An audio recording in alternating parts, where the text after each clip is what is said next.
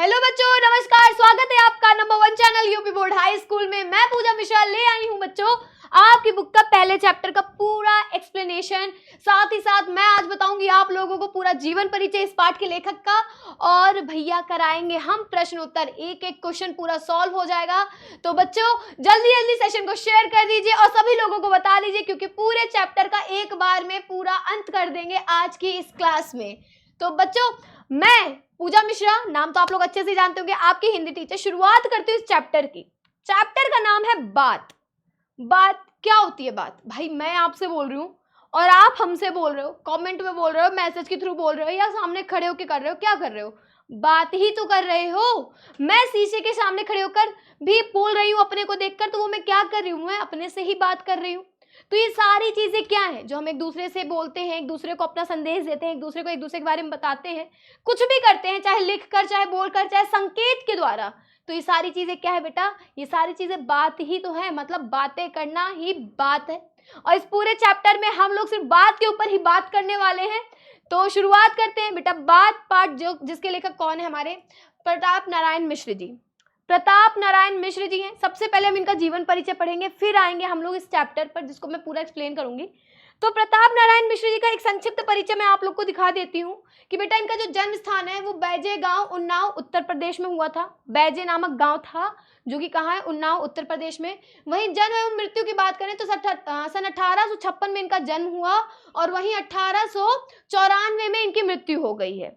Clear? पिता का नाम इनका संकटा प्रसाद था जो कि एक ज्योतिषी थे। प्रमुख कृतियां बच्चे इनकी कली कौतुक, खट्टी हमीर, प्रताप पीयूष, मन की लहर, भारत दुर्दशा, प्रताप समीक्षा, गौ संकट। वहीं संपादन की अगर बात करते हैं तो ब्राह्मण एवं हिंदुस्तान ये इनके संपादन थे। भाषा इनकी बच्चे व्यवहारिक एवं खड़ी बोली थी। ये किस प्रकार की रचना है, किस भाषा में रचना लिखा करते थे? व्यवहारिक बोली और खड़ी बोली में ये अपनी रचनाएं लिखा करते थे। हिंदी साहित्य में स्थान, हिंदी के प्रचार प्रसार में विशिष्ट स्थान रहा है इनका। इनका योगदान बहुत उच्च उस पे रहा है, उच्च स्तर पे रहा है हिंदी के प्रचार प्रसार में। ठीक है, ये तो था इनका एक संक्षिप्त परिचय। साथ ही आप इनकी फोटो देख सकते हो, ये रहे हमारे बगल में, है ना?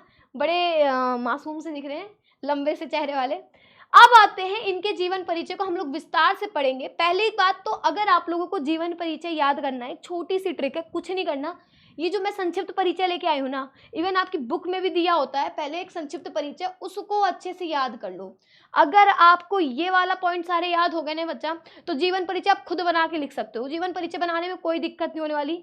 नाम बताना है सबसे पहले कि लेखक का नाम ये है, इनका जन्म यहाँ इस स्थान पे होता, जन्म कब हुआ था, इनकी मृत्यु कब हुई थी, साथ साथ इनकी कृतियां क्या है, इनके पिता का नाम क्या है। ये सारी चीजें अगर आप इनको याद कर लोगे तो उनके जीवन परिचय के बारे में आप लोग एकदम क्लियर, कट टू क्लियर सारी चीजें लिख दोगे। फिलहाल अभी तो मैं आप लोग को इसका पूरा विस्तार तरीके से जीवन परिचय कैसे लिखना है ये बताती हूँ। देखिए जीवन परिचय में भी देखेंगे पंडित प्रताप नारायण मिश्र का जन्म सन 1856 ईस्वी में उन्नाव जिले के बैजे नामक गांव में हुआ था। इनके पिता संकटा प्रसाद एक विख्यात ज्योतिषी थे और इसी विद्या के माध्यम से वे कानपुर में आकर बसे थे। भैया वो बहुत बड़े विख्यात ज्योतिषी थे जो मतलब हाथ वगैरह नहीं देख लेते हैं, आपका भविष्य जो बता देते हैं। और इसी विद्या के कारण वो कहाँ पर आके बस गए? कानपुर में आके बस गए।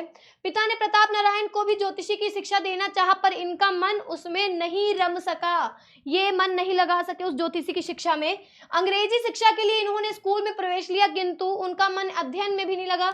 उसके बाद इन्होंने अंग्रेजी शिक्षा के लिए स्कूल में एडमिशन लिया, वहां भी इनका मन नहीं लगा। यद्यपि इन्होंने मन लगाकर किसी भी भाषा का अध्ययन नहीं किया, तथापि इन्हें हिंदी, उर्दू, फारसी, संस्कृत और बांग्ला का अच्छा ज्ञान हो गया था। मतलब इन्होंने कई भाषाएं सीखने का प्रयास किया, पर इनका मन किसी एक भाषा पे नहीं टिका। तब भी इनको कुछ भाषाओं का ज्ञान बहुत अच्छे से हो गया था। होता है ना कि किसी सब्जेक्ट को आप बदलते रहो तो कहीं ना कहीं आप हर सब्जेक्ट की थोड़ी थोड़ी नॉलेज पकड़ लेते हो। तो वही हुआ इनके साथ भी, कुछ इन सब भाषाओं का इनको ज्ञान हो गया। एक बार ईश्वर चंद्र विद्यासागर इनसे मिलने आए तो इन्होंने उनके साथ पूरी बातचीत बांग्ला भाषा में ही किया। एक बार ईश्वर चंद्र विद्यासागर आए इनसे मिलने तो सारी बातचीत इन्होंने बांग्ला भाषा में किया। वस्तुतः मिश्र जी ने स्वाध्याय एवं सुसंगति से जो ज्ञान एवं अनुभव प्राप्त किया उसे गद्य पद्य एवं निबंध आदि के माध्यम से समाज को अर्पित कर दिया। मात्र 38 वर्ष की आयु में ही सन 1894 में कानपुर में इनका निधन हो गया। बच्चा इनकी मृत्यु बहुत ही कम उम्र में हो गई, मात्र 38 वर्ष के थे और 1894 ईस्वी में इनकी मृत्यु हो गई। चलिए आगे आते हैं। आगे क्या है कि इनका साहित्यिक परिचय देख लीजिए। उतना तो इनका जीवन परिचय था, जन्म कब हुआ, पिता का नाम क्या था, कहाँ हुआ और किस किस भाषा का इनको ज्ञान था और इनकी मृत्यु कहाँ हुई, ये सारी चीजें आपको सिर्फ छोटा सा जीवन परिचय बताना। अब आ जाते हैं साहित्यिक परिचय। इनका छोटा सा साहित्यिक परिचय हम देंगे कि साहित्य में इनका क्या स्थान रहा, इन्होंने क्या क्या रचनाएं की, साहित्य में इनका क्या योगदान रहा। मिश्र जी ने अपना साहित्यिक जीवन ख्याल एवं लावण्यों से प्रारंभ किया था, क्योंकि आरंभ में इनकी रुचि लोक साहित्य को सृजन करने में थी। यहीं से ये साहित्यिक पथ के सतत प्रहरी बन गए। कुछ वर्षों के उपरांत ही ये गद्य लेखन के क्षेत्र में उतर आए। कुछ वर्षों मतलब पहले इन्होंने लावनी वगैरह लिखना शुरू किया, फिर धीरे धीरे इनका इंटरेस्ट बहुत जागा और कुछ सालों के बाद ही किसमें आ गए, गद्य लेखन में आ गए। मतलब जो गद्य कहानियां, आलोचनाएं, नाटक वगैरह लिखते हैं, उपन्यास वगैरह लिखते हैं, उसमें आ गए। मिश्र जी भारतेंदु हरिश्चंद्र के व्यक्तित्व के से बहुत प्रभावित होने के कारण उनको अपना गुरु मानते थे। ये भारतेंदु हरिश्चंद्र जी के व्यक्तित्व से, मतलब उनका जो व्यक्तित्व, उनका जो नेचर था, उससे बहुत प्रभावित हुए थे और ये उनको अपना गुरु माना करते थे। ठीक है, उनकी जैसी ही व्यवहारिक भाषा शैली अपनाकर मिश्र जी ने कई बार मौलिक और अनुदित रचनाएं लिखी तथा ब्राह्मण एवं हिंदुस्तान नामक पत्रों का सफलतापूर्वक संपादन किया। इन्होंने फिर संपादन किया, बहुत अच्छी अच्छी रचनाएं लिखी और फिर एकदम सफलतापूर्वक तरीके से 2 रचनाओं का संपादन किया, जिसमें आपका ब्राह्मण और हिंदुस्तान था। भारतेंदु जी की कवि वचन सुधा से प्रेरित होकर मिश्र जी ने कविताएं भी लिखी। इन्होंने कानपुर में एक नाटक सभा की स्थापना भी की। भारतेंदु जी से प्रभावित होकर इन्होंने एक नाटक सभा की स्थापना भी की। ठीक है, कई सारी कविताएं भी लिखी, जिसके माध्यम से पारसी थिएटर के समांतर हिंदी का अपना रंगमंच खड़ा करना चाहते थे। उनका क्या एक सपना था कि जिस प्रकार पारसी थिएटर्स हैं, वहीं पर एक हिंदी का अपना एक अलग रंगमंच हो, एक अलग ही थिएटर हो, है ना। चलिए आगे चलते बेटा, अब इनकी कृतियां पे आ जाते हैं हम लोग। अगर इनकी रचनाएं जाने तो मिश्र जी ने अपनी अल्पायु में ही लगभग 40 पुस्तकों की रचना की। कितनी पुस्तकों की रचना की बेटा? 40 पुस्तकों की उन्होंने रचना की। साथ ही साथ इनमें अनेक कविताएं, नाटक, निबंध, आलोचनाएं आदि सम्मिलित हैं। इनकी ये कृतियां मौलिक एवं अनुदित 2 प्रकार की हैं। इनकी जो कृतियां हैं वो 2 प्रकार की आती हैं, जिसमें आपका मौलिक और अनुदित है। इतना आपको डीपली याद करने की जरूरत नहीं, बस इतना जान लीजिए इनकी रचनाएं बहुत सारी थी जिसमें ये सम्मिलित थी। मौलिक में अगर जानेंगे तो इनका निबंध संग्रह है, जिसमें आपका प्रताप पीयूष, निबंध नवनीत, प्रताप समीक्षा। अगर नाटक की बात करते हैं तो कली प्रभात, हठी हम्मीर, गौ संकट। वहीं अगर रूपक की बात करते हैं तो कली कौतुक, भारत दुर्दशा। प्रहसन में बात करेंगे तो ज्वारी खुआरी, समझदार की मौत। काव्य की अगर हम लोग बात करते हैं तो मन की लहर, श्रृंगार विलास, लोक कीर्ति शतक, प्रेम पुष्पावली, दंगल खंड, तृप्तयताम, ब्राडला स्वागत, मानस विनोद, शैव सर्वस्व और प्रताप लहरी। बच्चा ये बहुत सारी रचनाएं हैं। अगर आपको अपने एग्जाम में किसी लेखक का जीवन परिचय लिखना होता है तो इस तरीके से आप हर पार्ट में के 1-1, 2-2 रचनाएं याद कर लो। इतनी ज्यादा लिखने की जरूरत नहीं है, बट हाँ दिमाग में जरूर रखना कि ये जितनी रचनाएं किसके द्वारा लिखी गई है, क्योंकि आपके जो साहित्य से आधारित प्रश्न पूछे जाते हैं वो इसमें से पूछे जा सकते हैं। लेकिन अगर जीवन परिचय लिख रहे हो तो 5-6 अगर आपने रचनाएं लिख दी तो इनफ है, उससे ज्यादा लिखने की जरूरत नहीं है, उसमें पूरे नंबर आपको मिल जाएंगे। लेकिन आपको तब भी याद रखना है कि ये रचना किसकी है। आइए आगे बात करते हैं। अगर इनके संपादन की तो वो मैंने पहले ही बता दिया था, ब्राह्मण और हिंदुस्तान है।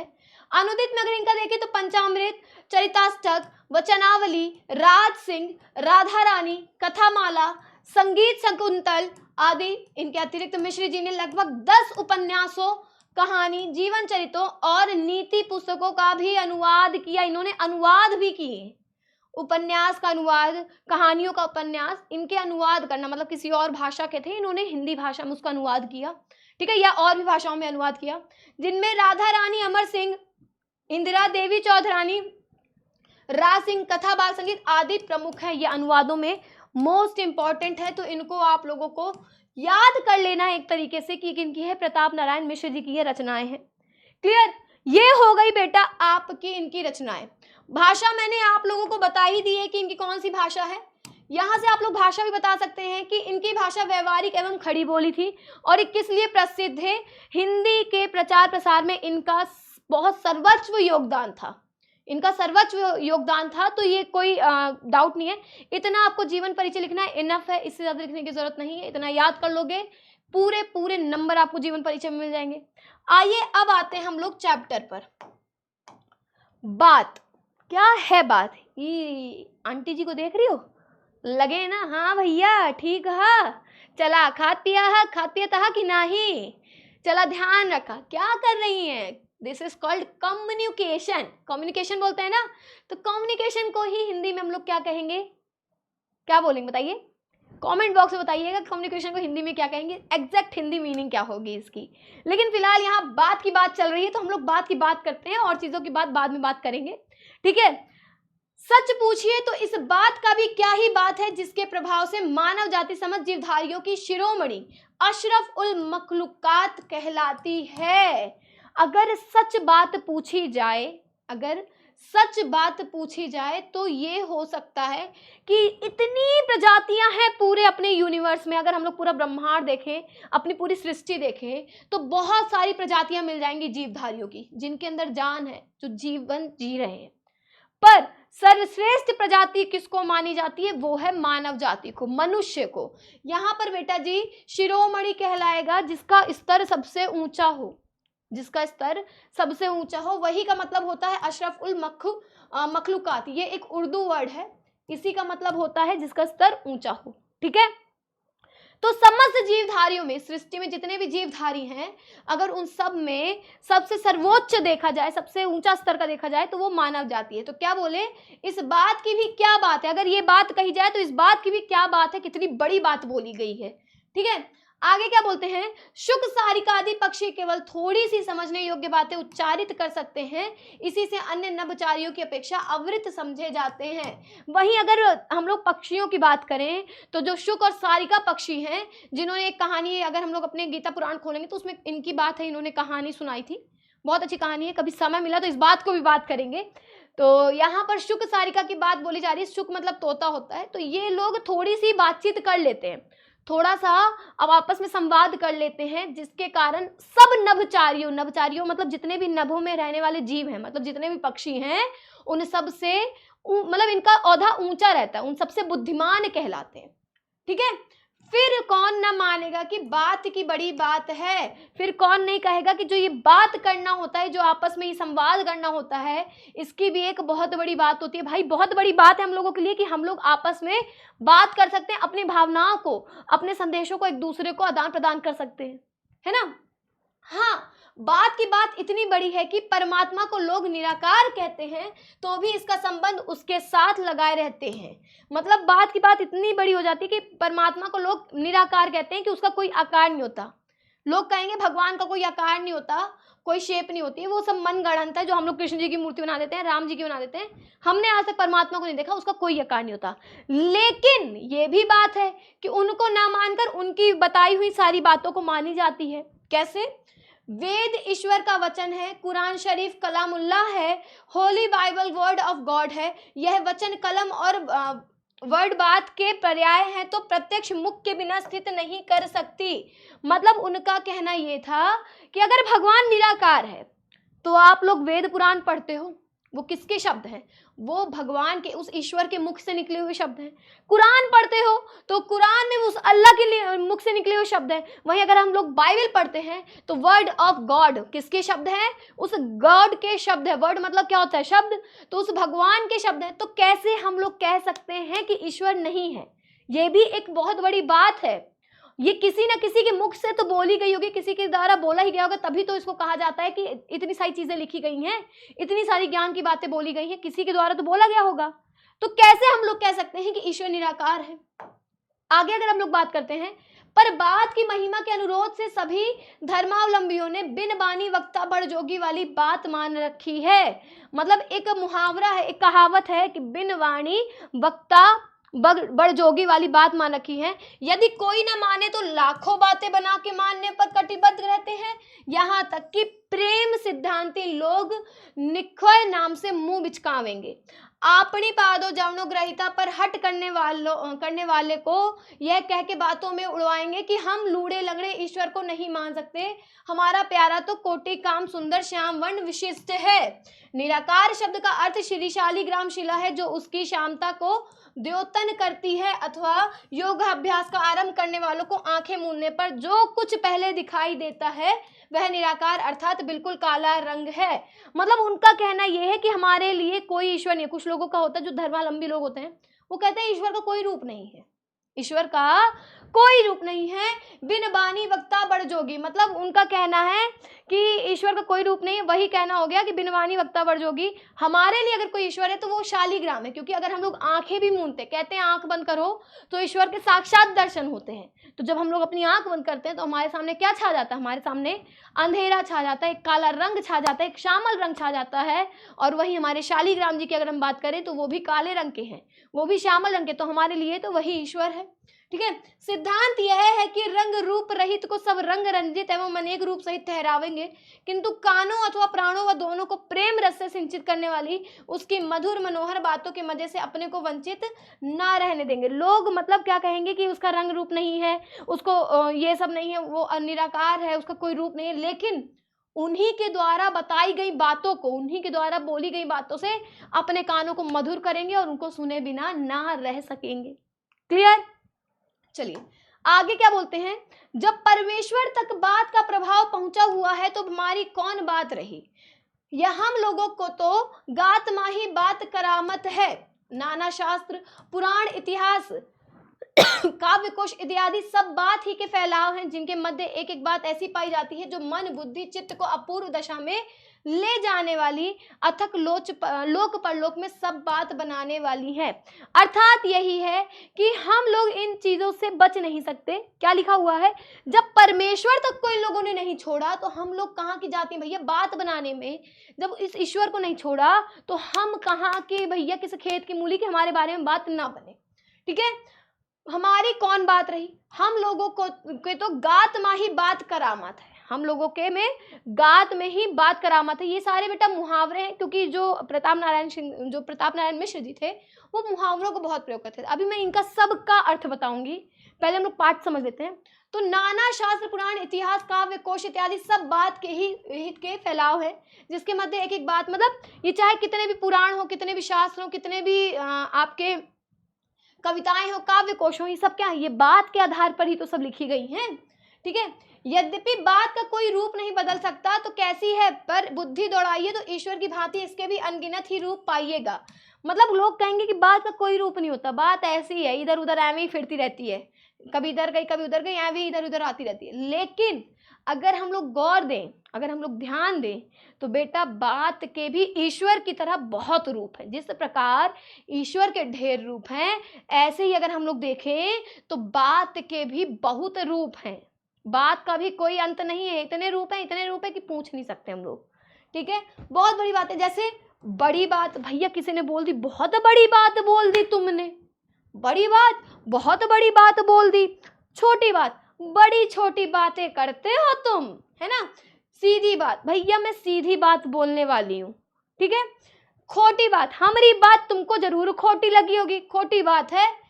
टेढ़ी बात, बड़ी टेढ़ी बातें करते हो, है ना। देखिए बातों के रूप हैं। मीठी बात, बड़ी मीठी बातें करते हो। बहुत कड़वी बात बोली है तुमने। भली बात, बड़ी भली बात करते हो भैया, भले आदमी हो, भली बातें। बुरी बात, बहुत बुरी बात की है। सुहाती बात, ये बात सुहाती बात है, हमको मन को सुहा रही है। ठीक है, लगती बात, उसकी बात हमें लग गई, ये लगती बात बोलता है। इत्यादि सब बात ही तो है। ये सारी क्या है, ये हम लोगों ने बात के हिस्से कर दी है। पीके मूवी देखी है, पीके मूवी में जब आमिर खान जेल में बंद रहता है तो जब अनुष्का शर्मा उससे मिलने जाती है तो अच्छा एक वर्ड बोलता है, एक शब्द बोलता है अच्छा, और उस अच्छा शब्द को वो कितने एक्सप्रेशन के साथ बताता है कि अगर किसी का एक्सीडेंट हो गया अच्छा, कोई बुरा मिल गया अच्छा, तो वो अच्छे शब्द के कई प्रकार बताता है। वही यहाँ पर बोला गया है बात के प्रकार, वही यहाँ पर कुछ शब्दों में बात के प्रकार बताए गए हैं जिनको आप लोगों को ध्यान देना होगा। आगे चलते क्या बोलता है कि बात के काम भी इसी भांति अनेक देखने में आते हैं। प्रीति, वैर, सुख दुख, श्रद्धा, घृणा, उत्साह, अनुत्साह आदि जितनी उत्तमत्ता और सहजता बात के द्वारा विदित हो सकते हैं, दूसरी रीति से वैसी सुविधा ही नहीं हो सकती। मतलब जितने प्रकार अगर बात के बोले गए हैं तो वो कार्य भी उतने प्रकार के करते हैं।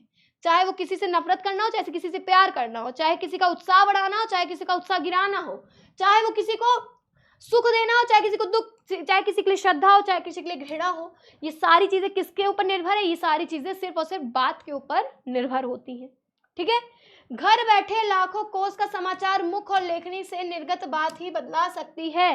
भैया हम यहाँ बैठे हैं, हमार कोनो संबंधी लाखों मील दूर, लाखों कोस दूर बैठे हैं, तो किससे हम लोग एक दूसरे से कांटेक्ट में कर सकते हैं? सिर्फ और सिर्फ बातों के द्वारा ही ना, समाचार द्वारा, लेखों द्वारा। पर उसमें हम लोग क्या लिख रहे हैं? बात ही तो लिख रहे हैं। उनसे पूछ रहे हैं भैया तुम कैसे हो, हम अपना बता रहे हैं भैया हम कैसे हैं। तो ये क्या है? ये सब क्या है? ये बातों के द्वारा ही तो हो रहा है। ठीक है। डाक खाने अथवा तार घर के सहारे से बात की बात में चाहे जहां की जो बात हो जान सकते हैं। भैया आजकल ये तब की बात उन्होंने कही थी जब प्रताप नारायण मिश्र जी ने ये लेख लिखा था, तब हुआ। हाँ, उस टाइम सिर्फ और सिर्फ डाक खाने और तार घर चलते थे। अब तो भैया व्हाट्सएप है, इंस्टा है, मैसेंजर है, दुनिया के हमारे पास सुविधाएं हैं। फोन खोला, सामने लाइव वीडियो कॉल हो रही है, चाहे तुम लंदन में बैठे हो, चाहे तुम बगल के कमरे में ही क्यों ना बैठे हो, आमने सामने बात हो रही है। आजकल इतनी सुविधा हो गई। तब के टाइम पर उन्होंने कहा कि अगर किसी की जानकारी प्राप्त करनी है तो तुरंत डाक खाने में जाइए, वहां चिट्ठी लिखिए, उधर से आ जाएंगी, और तुरंत तार घर जाइए, तार पहुंचा दीजिए, सारा समाचार एक बार में आ जाएगा। ठीक है। इसके अतिरिक्त बात बनती भी है भैया, बात बनती भी है, बात बन भी जाती है, सज धज की तैयार हो जाती है। वहीं बात बिगड़ भी जाती है, बात बिगड़ती भी है, बात आ पड़ती है, बात आने भी लगती है, बात जाती रहती है, बात उकड़ती है। ये सारे क्या है? ये बातों के रूप हमारे सामने निकल के आ रहे हैं। हमारे तुम्हारे भी सभी के काम बात पर ही निर्भर करते हैं।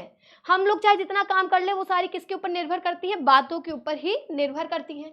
बात ही हाथी पाइए, बात ही हाथी पाओ, बात ही से पराए अपने और अपने पराए हो जाते हैं। ये बहुत बढ़िया उदाहरण है बेटा, बहुत बढ़िया मुहावरा है कि बात से अगर आप लोगों ने जीत लिया तो मतलब हाथी की सवारी, हाथी मिल जाएगा। वहीं अगर बात को तुम हार गए, अगर अच्छी बात नहीं कही, तो उसी हाथी के पांव से कुचल दिए जाओगे। ये एक राजा ने ये मतलब वो दिया था, चुनौती दी थी, और उसी का मुहावरा बना गया है। ठीक है।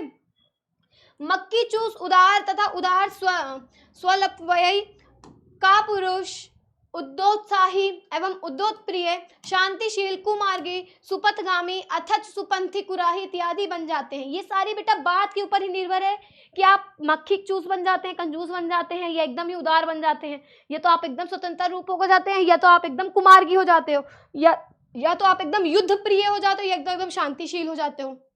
ये सारी चीजें किसके ऊपर निर्भर है? ये सारी चीजें बेटा एक ही चीज के ऊपर निर्भर है, वो है बात। क्लियर? चलिए आगे क्या बोलते हैं। बात का तत्व समझना हर एक का काम नहीं, और दूसरों की समझ पर आधिपत्य जमाने योग्य बात गढ़ सकना भी ऐसे वैसों का साध्य नहीं होता। मतलब अगर कोई बात करना चाहता हो तो ये हर एक का काम नहीं होता। अगर किसी चीज को संभालना या किसी चीज को बनाना है तो कोई ऐसा व्यक्ति चाहिए जो उसको अच्छे से प्रस्तुत कर सके, है ना। बड़े बड़े विज्ञवरों तथा महाकविश्वरों के जीवन बात ही के समझने समझाने में व्यतीत होते जाते। बड़े बड़े चाहे विज्ञानों को ले लीजिए, उनको वैज्ञानिकों को ले लीजिए, चाहे कितने बड़े विद्वानों को ले लीजिए, चाहे कितने बड़े कविकार को ले लीजिए, उनके पूरे जीवन में आधा जीवन तो उनका बातों को समझाने और समझने में ही चला जाता है। ठीक है। सहृदयगण की बात के आनंद के आगे सारा संसार तुच्छ जचता है। बालकों की तोतली बातें, सुंदरियों की मीठी मीठी प्यारी प्यारी बातें, सत्कवियों की रसीली बातें, सुवक्ताओं की प्रभावशालिनी बातें, जिनके जी को और का और ना कर दे, उसे पक्षु नहीं पाषाण कर कहना चाहिए। अब यहाँ पर बात आती है कि भाई बात का इतना प्रभाव पड़ता है, चाहे वो छोटे छोटे बच्चों की तोतली भाषा ही क्यों ना हो, और चाहे प्यारी प्यारी सुंदरियों की मीठी मीठी बातें क्यों ना हो, जो मतलब लड़के और लड़कियां आपस में बात करते हैं, जो एक रिलेशन में होते हैं। ठीक है। चाहे वो आप लोगों की सुंदरियों की मीठी मीठी बातें क्यों ना हो, चाहे जो कवि होते हैं उनकी रसीली बातें क्यों ना हो, और चाहे सुवक्ताओं, जो अच्छे वक्ता होते हैं, जो अच्छे प्रभावशाली बोलने का तरीका जिनका होता है, उनकी प्रभावशालिनी बातें सुनकर अगर आपका हृदय और आपके अंदर कोई परिवर्तन ना आया, जो आप हैं, इसमें क्या लिखा है कि और का और ना कर दे, मतलब आप जो हैं आपको बदल के ना रख दे, तो आप फिर किसी पशु के समान होगे। आप पाषाण खंड दिल वाले, मतलब एक पत्थर के हिस्से की तरह एक पशु के बराबर होंगे। ठीक है। क्योंकि कुत्ते बिल्ली आदि को विशेष समझ नहीं होती, तो भी पुचकार को तू तू पुसी पुसी इत्यादि बातें कह दो तो भावा समझ के यथा सामर्थ्य स्नेह प्रदर्शन करने लगते हैं। मतलब कुत्ते बिल्लियों को भी इतना नहीं पता होता कि वो क्या कहना चाहता हो, क्या बात है, बस ऐसे तू तू तू कर दो, प्यार से आके स्नेह करने लगते हैं। ठीक है। फिर वह मनुष्य कैसा जिसके चित्त पर दूसरे हृदयवान की बात का असर ना हो। फिर वो मनुष्य कैसा है कि जिसको दूसरों की बातों का उसके दिल पर कोई असर ना हो। क्लियर? चलिए आगे अगर हम लोग बात करते हैं तो आगे है, हमारे परम पूजनीय आर्यगण अपनी बात का इतना पक्ष करते थे कि तन तिये तने धाम धन धरनी, सत्यसंध कहे तृण समबरनी अथच प्राणन ते सुत अधिक है सुत ने अधिक प्राण ते दोनों दशरथ दजे वचन दीनो जान इत्यादि उनकी अक्षर संबंधा कीर्ति सदा संसार पट्टिका पर सोने के अक्षरों में लिखी रहती होगी। पर आजकल के बहुतेरे भारत कुपुत्रों ने यह ढंग पकड़ रखा है कि मर्द की जबान बात का उदय स्थान और गाड़ी का पहिया चलता फिरता ही रहता है। मतलब तब के संत लोग ये कहते थे कि अगर एक व्यक्ति अपनी जबान दे दे और अपनी बात कह दे तो वो उससे पलट नहीं सकता। लेकिन आजकल के जो युवा पुरुष आ गए हैं, जो आजकल के लोग आ गए, उनकी तो बात यही है कि मर्द की जबान और गाड़ी का पहिया चलता फिरता ही रहता है, मतलब वो एक जगह टिकता नहीं है। ठीक है, जैसे इसमें लिखी ना, दशरथ तजे वचन न दीनो जान, प्राणन ते सुत अधिक है सुत से अधिक प्राण ते दोनों दशरथ तजे वचन न दीनो जान। ये वो उस समय की बात है जब श्री राम जी को वनवास भेजा जा रहा था। तब कैकेयी ने दशरथ जी से कहा था कि हाँ, आपने मुझसे वादा किया था, और उन्होंने अपने प्राण से प्यारे सुत को वनवास भेज दिया था। तत्पश्चात उनकी मृत्यु हो गई है ना। चलो आगे क्या है। आज जो बात है, कल ही स्वार्थान्था के वश हुजूरों की मर्जी के मुफाफिक दूसरे बातें हो जाने में तनिक भी विलंब की संभावना नहीं है। मतलब आज किसी व्यक्ति ने कोई बात कही, कल को अगर उसको मूड बदला, कल को किसी ने उसको पढ़ा लिखा दिया, कुछ और बातें बता दी, तो उसको बात पलटने में कोई बिल्कुल समय नहीं लगने वाला। यद्यपि कभी कभी अवसर पड़ने पर बात के अंश का कुछ रंग ढंग परिवर्तित कर लेना नीति के विरुद्ध नहीं है। ये बात अलग है कि अगर हम लोग को सही ना लग रहा हो कि ये चीजें यहाँ गलत हो रही हैं, तो बात करने के रंग ढंग को बदल लेना चाहिए, तो वो थोड़ा बहुत कहीं सही है। पर कब? जातुकार, दोषोद्धार, प्रेम प्रचार आदि के समय, ना कि पापी पेट के लिए। पर हम लोगों को अपने बात पर कब पलटना चाहिए, अपने बात से कब हटना चाहिए? जब किसी के लिए मतलब जब हम लोग देश के उद्धार के लिए हों, किसी जाति के उपकार के लिए हों, प्रेम प्रचार के लिए हो, तब हम लोगों को बातों में पलटने में कोई दिक्कत ना होनी चाहिए। ठीक है, एक हम लोग हैं जिन्हें आर्य कुल रत्नों के अनुगमन की सामर्थ्य नहीं है, किंतु हिंदुस्तानियों के नाम पर कलंक लगाने वालों को के भी सहमार्गी बनने में घिन लगती है। इससे यह रीति अंगीकार कर रखी है कि चाहे कोई भी बड़ा बतकहा अर्थात बातूनी कहे, चाहे ये समझने की बात कहने का भी शऊर न हो, किंतु अपनी मति के अनुसार ऐसी बातें बनाते रहना चाहिए जिनमें कोई ना कोई किसी न किसी के वास्तविक हित की बात निकलती रहे। मतलब हम लोग चाहे कितने भी बड़े बेवकूफ का को, चाहे कितने भी हम लोग बड़े उसमें न हो, लेकिन हमेशा हम लोग को अपनी ऐसी बातें बोलनी चाहिए कि हर एक बात में किसी न किसी के लिए कोई ना कोई फायदा हो, किसी न किसी का उद्धार होता रहे। ठीक है, किसी न किसी के हित पे हो। पर खेद है कि हमारी बातें सुनने वाले उंगलियों पर ही गिनने भर को हैं। पर ये बहुत बड़ी बात है, बहुत बुरा लगता है कि पूरे देश में अब लोग बेकार हो चुके हैं, वो लोग सिर्फ दुनिया की फालतू बात करते हैं। अब हम लोगों की अगर कोई बातें सुनता है तो वो सिर्फ उंगलियों में गिने जा सकते हैं, इतने कम लोग बचे हैं। इससे बात बात में बात निकालने का उत्साह नहीं होता। मतलब इससे क्या होता है ना, जब ज्यादा लोग नहीं तो हमारी बात का कोई और बात निकालने वाला नहीं। भाई सुन लिया, हाँ ठीक है, तुमने बोल दिया, हाँ ठीक है, पर कोई अगर बोलने वाला होगा तो तुम्हारी बात के वो बात निकालेगा। शायद तुम कहीं गलत हो, तुम्हें सही बताएगा, शायद तुम सही हो, तुम उसको और अच्छा बताएगा वो, है ना। अपने जी को क्या बने बात, जहां बात बनाए ना बने इत्यादि विद्ध धालापों की देखनी से निकली हुई बातें सुना के कुछ फुसला लेते हैं और बिन बात की बात को बात का बतंगर समझ के बहुत बात बढ़ाने से हाथ समेट लेना ही समझते हैं कि अच्छी बात है। मतलब कुछ लोगों का ये मानना है कि भाई थोड़ी बहुत बात अगर बोल दिए फुसला लो, या फिर बिन बात के बतंगड़ बना के इससे अच्छा दूर से हाथ जोड़ लो, वो ज्यादा फुर्सत है, तो वो उनको ज्यादा सही लगता है। ठीक है, तो बच्चा ये था आपका पूरा चैप्टर। इस पूरे चैप्टर का हम लोग कंक्लूजन देखेंगे तो सीधी बात ये है कि बात करने के एक तरीके होते हैं। भाई बात को कई चीजों में बांट दिया गया है, लेकिन अगर आप सही वक्ता नहीं है, सही बात नहीं कर पाते हैं, तो बहुत गलतियां हैं आपके अंदर। पर लेखक का मानना यह है कि बात अगर बोलनी है तो ढंग की बोलिए, किसी के हित में बोलिए, ना कि फालतू की ऊंचा ढकाई करें, ना कि फालतू की इधर उधर की बातें करें। बेटा एक ये व्यंग्यात्मक था, एक व्यंग्य था बात के ऊपर, लोगों के बोलने के तरीके के ऊपर। लोग जो बात करते हैं, इधर उधर की फालतू बात करते हैं, उनके ऊपर व्यंग्य लिखा था उन्होंने। ठीक है, चलिए अब आ जाते हैं हम लोग प्रश्नोत्तर पर। अगर हम लोग प्रश्नोत्तर की बात करें तो आप लोगों को पता है कि आपकी बुक में रेखांकित अंश प्रश्न होते हैं। मतलब आपने जो पूरा चैप्टर पढ़ा है उसी में से एक पैराग्राफ दे देंगे और उसमें से कुछ लाइन को रेखांकित कर दी जाएगी और उसी का उत्तर आप लोगों को बताना है। ठीक है, उसी में से प्रश्न पूछे जाएंगे। जैसे पहला क्या है, यदि हम वैद्य होते तो कफ और पित्त के सहवर्ती बात की व्याख्या करते, तथा भूगोलवेत्ता होते तो किसी देश के जलबात का वर्णन करते, किंतु दोनों विषयों में से हम एक बात कहने का भी प्रयोजन नहीं है। हम तो केवल उसी बात के ऊपर दो चार बात लिखते हैं जो हमारे तुम्हारे संभाषण के समय मुख से निकल कर परस्पर हृदयस्थ भाव को प्रकाशित करते हैं। ये बेटा पहला पैराग्राफ था इसमें का आपका। चलिए इसका पहले प्रश्नोत्तर हम लोग करते हैं कि क्या है। उपयुक्त गद्यांश का संदर्भ लिखिए। संदर्भ में बेटा सीधा आपको कुछ नहीं करना होता, लिखना होता है पाठ का नाम और लेखक का नाम, ठीक है। ये आपका संदर्भ है, इसको एक लिखने का तरीका होता है, वो मैं आगे बताऊंगी। आगे क्या है, रेखांकित अंश की व्याख्या करनी है।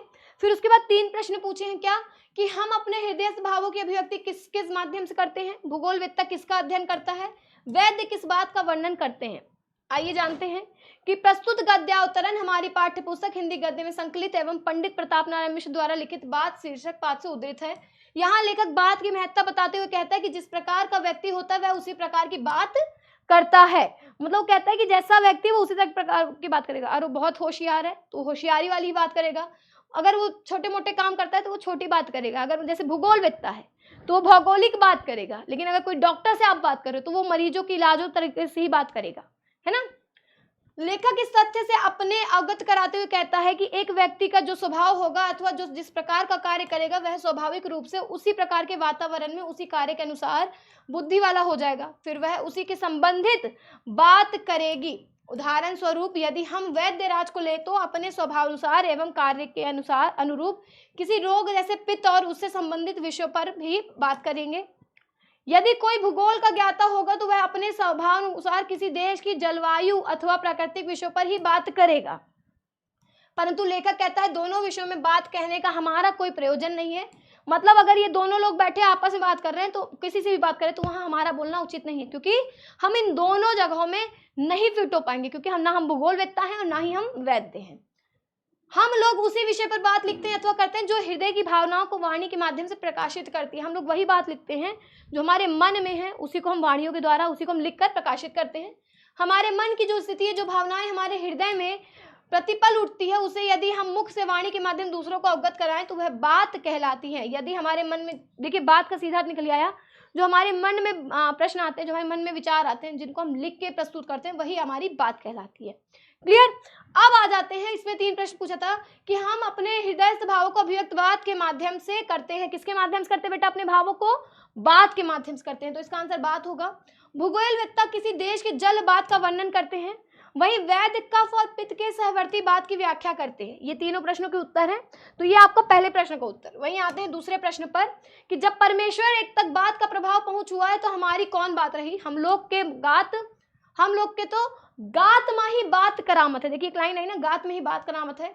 नाना शास्त्र पुराण इतिहास काव्य कोश इत्यादि सबके बात के ही फैलाव है, जिसके माध्यम एक बात ऐसी पाई है जो मन बुद्धि चित्त को अपूर्व दशा में ले जाने वाली, अथच लोक परलोक में सब बात बनाने वाली है। ठीक है। यद्यपि बात का कोई रूप नहीं बतला सकता कि कैसी है, पर बुद्धि दौड़ाइए तो ईश्वर की भांति इसके भी अनगिनत रूप पाइएगा। बड़ी बात छोटी बात ये मैंने आपको सारा भी बताया था। आइए इसके प्रश्न देखते हैं। प्रश्न क्या पूछता है बेटा कि उपर्युक्त गद्यांश के शीर्षक एवं लेखक का नाम लिखिए, जो कि मैंने आप लोग को बता दिया किस तरह लिखना है। रेखांकित अंश की व्याख्या, गात माही बात करामत का क्या तात्पर्य है? अब इस मुहावरे का अर्थ मैं बताती हूँ। कौन सी बात चित्त मन और बुद्धि को अपूर्व दिशा की ओर अग्रसर करती है? बड़ी बात छोटी बात है, सीधी बात। मुहावरे का क्या अभिप्राय है? इन बातों का भी क्या अभिप्राय है? तो प्रस्तुत गद्यांश हमारी पाठ्य पुस्तक हिंदी में संकलित, ये मैंने आप लोग को बता दिया। संदर्भ ऐसे लिखना, एकदम रट लीजिए। ये आपको हर चैप्टर का ऐसे लिखना होगा, बस पाठ का नाम और लेखक का नाम बदलना और कुछ नहीं करना है। क्लियर। इन पंक्तियों में लेखक बात की महत्ता दिखाते हुए कहता है कि बात का प्रभाव मनुष्य तक ही सीमित नहीं, परमेश्वर तक इसके प्रभाव से बच नहीं पाए। यद्यपि परमेश्वर के विषय में कहा गया है कि उसकी न वाणी है, न हाथ है, न पैर है, बल्कि वह तो निराकार निरंजन है, तथापि उसे बिना वाणी का वक्ता कहा गया है।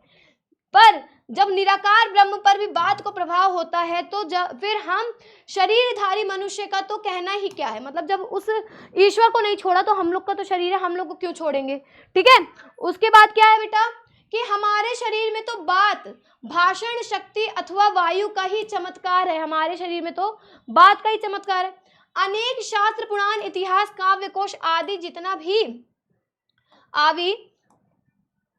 भी साहित्य है वह सब बात का ही विस्तार है। हमारे शरीर में हम लोग को जितनी भी नॉलेज, चाहे वो पुराण हो चाहे वेद हो, ये सब किसके ऊपर है? ये सब बात के ऊपर ही तो विस्तार हुई है।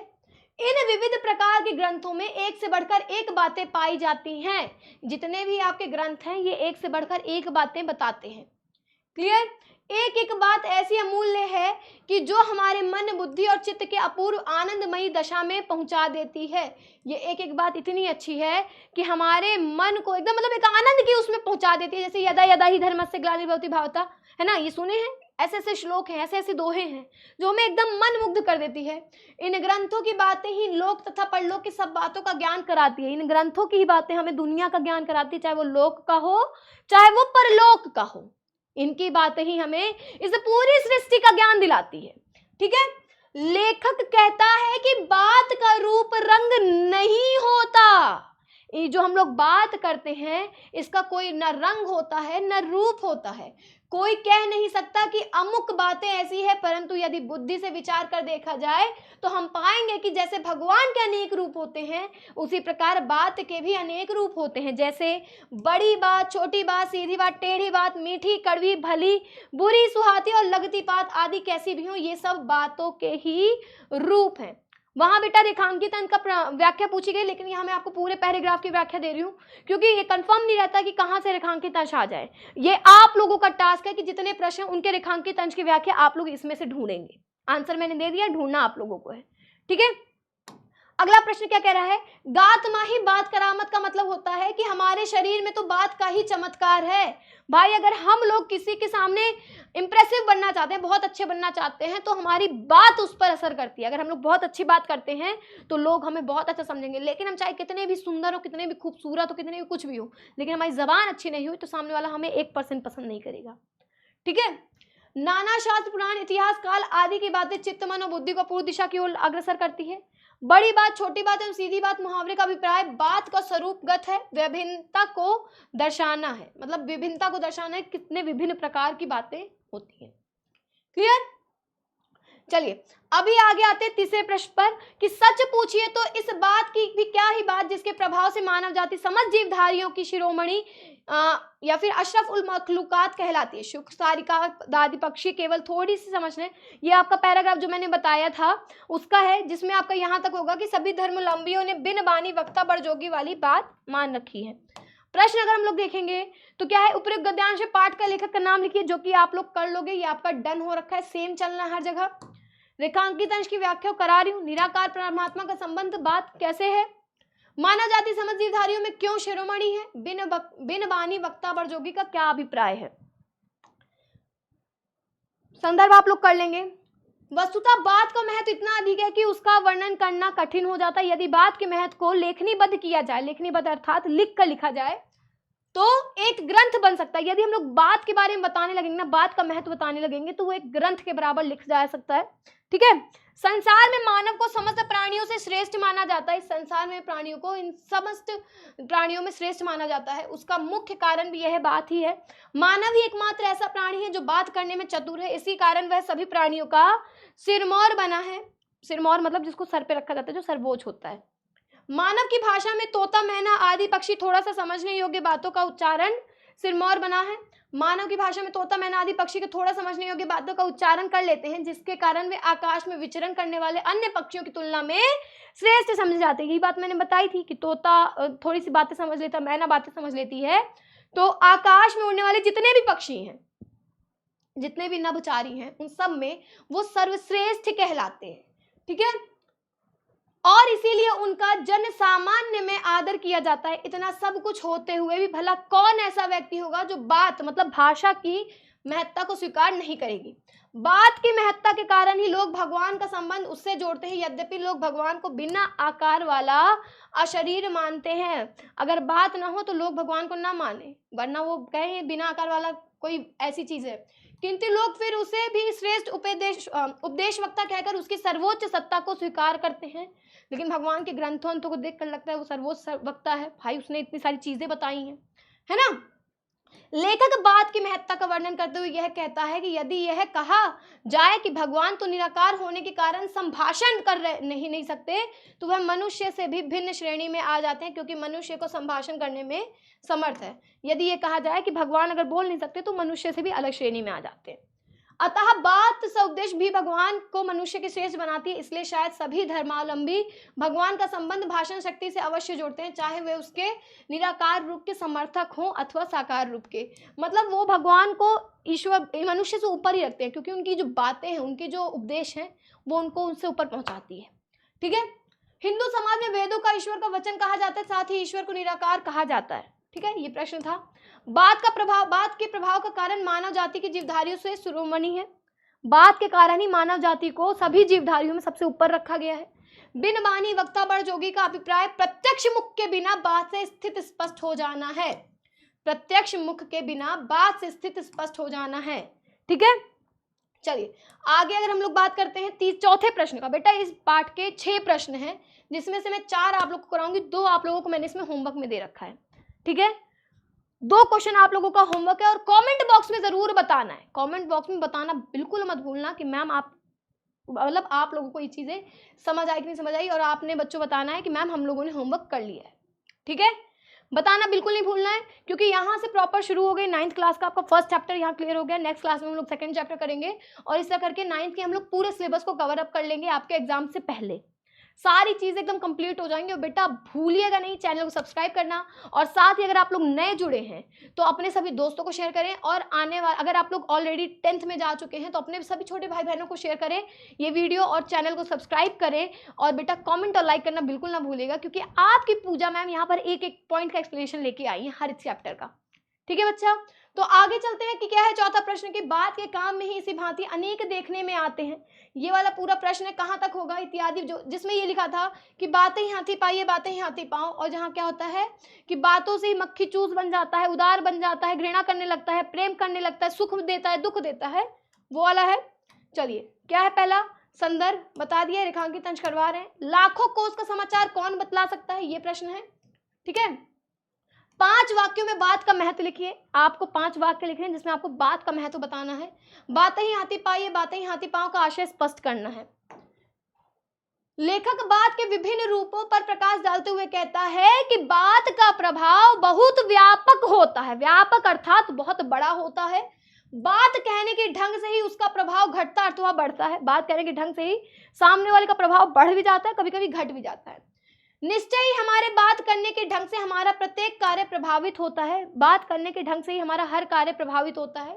ठीक है, बात के प्रभावशाली होने पर कवि अथवा चारण राजाओं से पुरस्कार में हाथी तक प्राप्त कर लेते हैं, किंतु कटु बात कहने से राजाओं द्वारा लोग हाथी के पांव के नीचे कुचल भी दिए जाते हैं। मैंने बताई थी ना, एक कहानी थी कि राजा ने कहा जो मुझसे बात कहेगा, अगर वो बात बहुत अच्छी हुई तो मैं उसे उपहार स्वरूप हाथी दूंगा, लेकिन अगर वो बात कटु हुई, बुरी हुई, तो मैं उसे हाथी के पैरों के नीचे कुचलवा दूंगा। ठीक है, तो वही बोला गया कि बातों से ही राजाओं से हाथी भी पा जाते हैं, वहीं बातों से ही उस हाथी के पैरों से कुचला भी दिए जाते हैं। यह बात भी सिद्ध है कि बात अर्थात वायु प्रकोप से हाथी पांव नामक रोग भी हो जाता है। किसी की वाणी से प्रभावित होकर बड़े बड़े कंजूस भी उदार हृदय वाले बन जाते हैं और परिश्रम से अर्जित अपनी संपत्ति परोपकार के लिए अर्पित कर देते हैं। इसके विपरीत कटु वाणी के प्रभाव से उदार हृदय व्यक्ति भी अपने साधनों को समेट लेता है। युद्ध क्षेत्र में चारणों की ओजपूर्ण वाणी सुनकर कायरों में भी वीरता का संचार हो जाता है। अगर हम लोग युद्ध क्षेत्र की बात करें तो कितना भी बड़ा कायर क्यों ना खड़ा हो सामने, अगर बात प्रभाव रूप ले रखी है तो वो कायर भी वीर के समान बन जाता है। ठीक है, जिसको हम लोग मोटिवेशन कहते हैं ना, कि कितना भी डरो, अगर सामने से किसी ने मोटिवेट कर दिया तो भाई वो कर डालेगा, वो करके दिखा देगा। और यदि बात लग जाए तो युद्ध चाहने वाले व्यक्ति भी शांति प्रिय बन जाता है, और यदि बात हमें लग जाए तो एक युद्ध करने वाला व्यक्ति भी शांतशील व्यक्ति बन जाता है। ठीक है, बात के प्रभाव से बुरे रास्ते के चलने वाला व्यक्ति सन्मार्ग पर चलने लगता है, और बात की शक्ति द्वारा सन्मार्ग पर चलने वाला व्यक्ति भी दुष्टों जैसा व्यवहार करने लगता है। तात्पर्य यह है कि बात के कहने का ढंग और शब्दों का प्रयोग मनुष्य को आश्चर्यजनक प्रभाव डालता है। साफ सीधी बात कि बात के कहने के ढंग से आप कितने भी अच्छे बन सकते हो, कितने भी बुरे बन सकते हैं। ये हो गई इसकी पूरी व्याख्या। आंसर आप लोगों को ढूंढना है। तीसरा क्या है, लाखों कोस का समाचार बात बतला सकती है। किसके द्वारा बता सकते हैं भैया? बातों द्वारा। बात का महत्व क्या है? बात के अनेक काम देखने में मिलते हैं। ठीक है, बात के द्वारा कोई भी भाव सहजता एवं सरलता से विदित हो जाता है। लाखों कोस का समाचार मुख या लेखनी से निर्गत बात बतला सकती है। हम डाकघर अथवा तार घर के सहारे दूर की बात जान सकते हैं। सभी काम बात पर ही निर्भर करते हैं। ये आपके 5 वाक्य है। 5 वाक्य आप अपनी तरफ से भी बना सकते हैं। बातों का महत्व, ये आपका होमवर्क है जिसको आपको बनाना है। 5 मैंने बता दिए, 5 आप लोग को और बताने हैं कमेंट बॉक्स में। भूलिएगा नहीं, जितना दे रही हूं बेटा बताना है, इससे पता चल जाएगा कि आप लोगों ने पढ़ाई को लेकर कितना सीरियस हो। ठीक है, बातें ही हाथी पाई है, बातें ही हाथी पाँव का आशय है। अच्छी बात से पुरस्कार स्वरूप हाथी की प्राप्ति होती है और बुरी बात पर हाथी के पाँव के नीचे कुचला भी दिया जा सकता है। तो ये था आपका चौथा। और ये बेटा आपके सामने 5वां प्रश्न है, जिसका ये प्रश्न है, आप लोग स्क्रीनशॉट ले सकते हैं। ठीक है, ये वाला क्वेश्चन है जिसमें ये 5 प्रश्न पूछे गए हैं। ठीक है, वही अगर आगे की बात करें तो ये छठा क्वेश्चन है जिसमें आपका ये प्रश्न पूछा गया है। स्क्रीनशॉट लीजिए, इसको सॉल्व करिए और हमें बताइए। ठीक है बच्चा, और एक बात जान लीजिए कि अब आप लोग 9th में आ गए। ये 8th क्लास जैसी छोटी क्लास नहीं है। आपका चैप्टर क्वेश्चन आंसर कंप्लीट हो गया है। अब मोस्ट इंपॉर्टेंट बात मैं आप लोगों को बता देती हूँ, ये भी बात ही है कि अब आप लोग 9th में आ गए बेटा। पूरा सिलेबस, हर चीज बदल चुका है, कुछ अब सेम नहीं रहा है। सारी चीजें, सारी जितनी आपकी पढ़ने का तरीका था वो सारी चीजें बदल चुकी हैं। अब कुछ सेम नहीं है। कारण ये है कि 9th के बाद आपका आता है 10th, और 10th में होती है बोर्ड की तैयारी। तो वही बोर्ड की परीक्षा की तैयारी बेटा 9th से शुरू हो जाती है। पूरा ये सिलेबस पैटर्न, ये जो प्रश्न आप लोग देख रहे थे, इसी तरह के प्रश्न बोर्ड में आते हैं। तो वो तैयारी अभी से ही कराना शुरू कर दिया जाता है 9th में। वो तैयारी अभी से ही 9th से ही शुरू हो जाती है। तो अभी से ही आप लोगों को अपना लक्ष्य बना लेना है। 10th का बोर्ड अगले साल दोगे तो कोई बात नहीं, आपको अभी से सोच लेना है कि आपका टारगेट कितना है, अभी सोच लेना है। समय तय कर लो आप पढ़ाई के लिए, हर चीज का समय तय कर लें, चाहे वो 9th हो चाहे 10th हो। आपको एकदम टाइम परफेक्ट बना लेना है। खेलना कूदना सब कम कर देना है। सभी विषयों को बांट लें। आपको सभी विषयों को उनके हार्ड और इजी पोर्शन में बांट लेना है कि कौन सा कठिन है, कौन सा आसान है, किसको कितना समय देना है। ठीक है, बाकी के कामों से किनारा करें, जो फालतू के काम थे ना उन सब से किनारा करें। पढ़ाई पे ध्यान देना है, फुल फोकस बनाना है आपको पढ़ाई पर। और बेटा लेख पर महत्वपूर्ण ध्यान देना होता है, क्योंकि बोर्ड परीक्षा में आप लोग बैठेंगे तो सबसे जरूरी आपकी लेखनी होगी। राइटिंग डिपेंड करती है आपको अच्छे नंबर दिलाने की। अगर आपको कुछ नहीं आ रहा है, थोड़ा बहुत भी आ रहा है ना, अगर आपकी राइटिंग सुंदर है तो आपको अच्छे नंबर मिल जाएंगे। तभी आप लोग अपने टारगेट को पा पाओगे और अपना मुकाम जो हासिल कर पाओगे। ठीक है, तो बेटा कमेंट बॉक्स में बताइएगा जरूर कि आप लोगों को कैसा लगा पढ़कर। और मैंने पूरा चैप्टर यहाँ क्लियर कर दिया फर्स्ट। साथ ही मिलेंगे आप लोगों से सेकंड चैप्टर में अगली वीडियो में। तो तब तक के लिए नमस्कार, और चैनल को सब्सक्राइब करना बिल्कुल नहीं भूलना। शेयर करना है, लाइक करना है, कमेंट करना है, और सभी दोस्तों को बताना है। जो बच्चे नए जुड़े हैं वो लोग भी शेयर करें, कमेंट करें और सब्सक्राइब करें, और अपने सभी पुराने भाई बहनों सबको बता देना है। तो बच्चा मिलेंगे, तब तक के लिए नमस्कार, टाटा, बाय बाय। अगली वीडियो में आप लोगों से फिर मैं मिलूंगी नए चैप्टर के साथ। जय Hind, love you all, Radhe Radhe.